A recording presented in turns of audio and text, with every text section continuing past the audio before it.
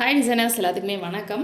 இது வந்துட்டு 2 நாளுக்கு முன்னாடி நான் மார்க் எப்படி பண்ணியிருந்தேன் அப்படின்றத நான் உங்களுக்கு எக்ஸ்பிளைன் பண்ணியிருந்தேன். இன்றைக்கி வந்துட்டு ஒர்க் முடிச்சாச்சு. அது என்னென்ன பண்ணியிருக்கேன் அப்படின்றத சொல்லலாம்.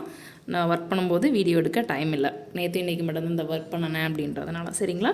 இப்போது மார்க் பண்ணதுக்கப்புறம் ஒரு 5 லைன் வந்து சில்வர் கலர் ஜரி யூஸ் பண்ணி 5 லைன் வந்துட்டு செயின் ஸ்டிச் போட்டுக்கிட்டேன்.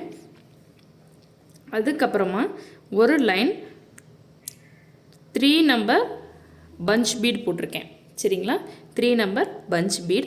அதுக்கப்புறம் இங்கேருந்து ஒரு 1/2 இன்ச் மார்க் பண்ணி இந்த ஒரு பூக்கும் இடையில 1.25 இன்ச் நான் வந்துட்டு கேப் விட்டுருக்கேன் சரிங்களா. இந்த சென்டருக்கும் இந்த சென்டருக்கும் 1.25 இன்ச் நான் கேப் விட்டு இந்த ஒர்க் பண்ணியிருக்கேன். 3/4 இன்ச் வந்துட்டு ஜர்தோசி நான் எடுத்து இந்த ஒர்க் பண்ணியிருக்கேன். உங்களுக்கு ஜூம் பண்ணி காமிச்சிருந்தனால பெருசாக தெரியலாம். ஒர்க் பண்ணிவிட்டு அதுக்கப்புறம் இங்கெல்லாம் வந்துட்டு இது மட்டும் பண்ணி பார்க்கும்போது ரொம்ப சிம்பிளாக இருந்தது. இது நம்மளோட ஃப்ரெண்டோட ப்ளவுஸ் தான். ரொம்ப சிம்பிளாக கேட்டிருந்ததுனால ஸோ இந்த லைட்டாக இந்த ஒர்க்கும் பண்ணும்போது ரொம்ப சிம்பிளாக இருந்தது.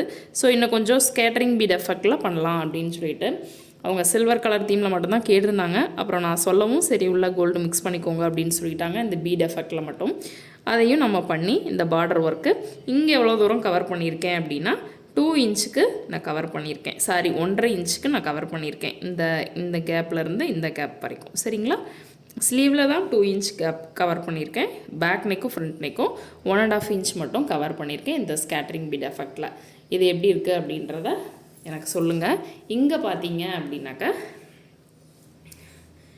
இது ஃப்ரண்ட் நெக்கு. சேம் ஃப்ரண்ட் நெக்லேயும் அதே ஒர்க் தான், ஸ்லீவ்லேயும் அதே ஒர்க் மட்டும்தான். வேறு எங்கேயும் புட்டாஸோ வேறு எங்கேயும் எதுவுமே பண்ணலை. நம்ம இது மட்டும்தான் பண்ணியிருக்கோம். ப்ளவுஸ்லேயும் ஸ்லீவ்லேயும் இதே தான் பண்ணியிருக்கோம் சரிங்களா. இப்போ நம்ம வந்துட்டு அதே ஒர்க்கு ப்ளஸ் உங்களுக்கு சின்ன சின்ன டிப்ஸ் நான் தரேன்.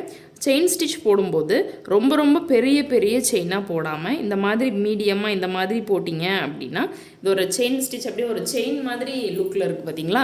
ரொம்ப அழகாக வந்துருக்குது உங்களுக்கு. இது வந்துட்டு ஒரே மாதிரி செயின் போடணும். இது வந்துட்டு ஒரு டிப்பு.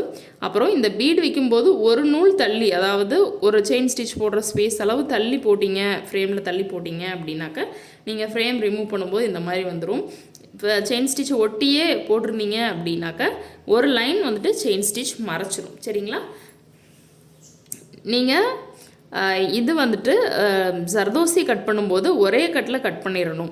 அப்படி இப்படி கட் பண்ணோம் அப்படின்னாக்கா அந்த பிசுறு தெரியும். ஒர்க் பண்ணும்போது அது நூலை பிடிச்சி இழுத்துட்டே இருக்கும். சொல்லும்போது உங்களுக்கு புரியாமல் இருக்கலாம். நீங்கள் ஒர்க் பண்ணும்போது கண்டிப்பாக உங்களுக்கு புரியும். மறுபடியும் இந்த பீட் எஃபெக்ட் மட்டும்தான் கொடுத்துருக்குறேன்.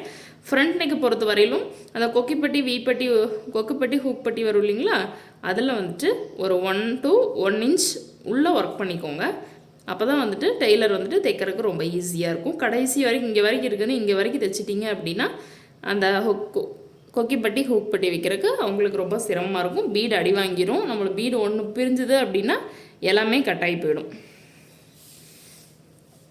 இப்போது ஸ்லீவு எக்ஸ்ட்ரா கிளாத் வந்துட்டு அட்டாச் பண்ணாது அப்படியே இருக்குது. ஏன்னா குழந்த ஸ்கூல்லேருந்து வந்துடும்.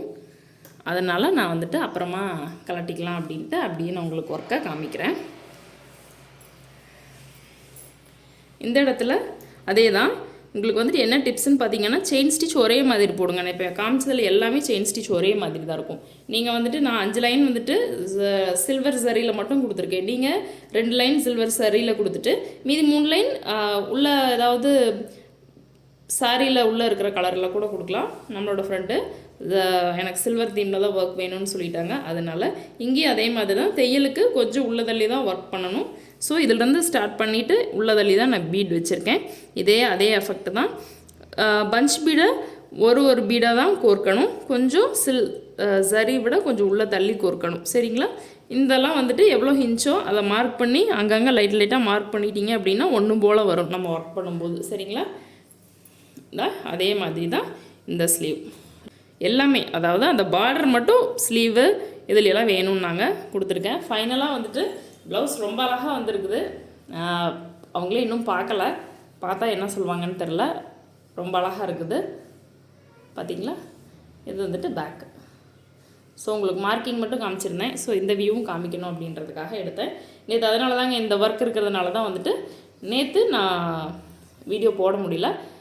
இன்றைக்கி இந்த வீடியோவை நான் போஸ்ட் பண்ணிடுறேன். இன்றைக்கி வியாழக்கிழமை, இன்றைக்கி 7 மணிக்கு இந்த வீடியோ உங்களுக்கு வந்துடும். சரிங்களா? நீங்கள் பார்த்துட்டு இதே மாதிரி நம்ம நெக் டிசைன்ஸ் வேறு நெக் டிசைன்ஸ் வேணுமா அப்படின்றத கமெண்ட் பண்ணுங்கள். இது ஸ்பெஷலாக வந்துட்டு இது சரி பீட் ஒர்க் மட்டும் வச்சு தான் நான் ஒர்க் பண்ணியிருக்கிறேன். இந்த ஜர்தோசி வந்துட்டு கட் பண்ணிவிட்டு நார்மல் நீடில் தான் ஸ்டிச் பண்ணியிருக்கேன். இன்கேஸ் உங்களுக்கு செயின் ஸ்டிச்சு பீடு போட தெரியும், சில்க் த்ரெட்டில் அதுவும் போட தெரியாதா அப்படிங்கிறவங்க கூட இந்த ப்ளவுஸ் போடலாம். நான் முக்கியமாக நான் ஷேர் பண்ணுறதுக்கான காரணமும் அதுதான். சரிங்களா? நீங்கள் பார்த்துட்டு எப்படி இருக்குது அப்படின்றத மறக்காமல் கமெண்ட் பாக்ஸில் சொல்லுங்கள்.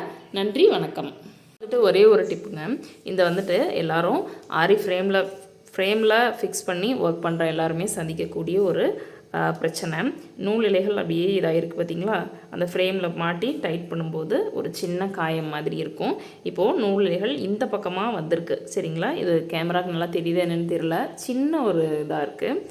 இப்போது அதுக்கு ஆப்போசிட் அது எந்த பக்கமாக வந்திருக்கோ நூலில்கள் இந்த பக்கமாக வந்திருக்கு. இப்போது இதுக்கு ஆப்போசிட்டாக நம்ம ஆரி நீடில் திருப்பிட்டு இந்த மாதிரி பண்ணினீங்க அப்படின்னா அந்த நூலில்கள் சரியாக வந்துடும். இப்போது சரியாயிருச்சு.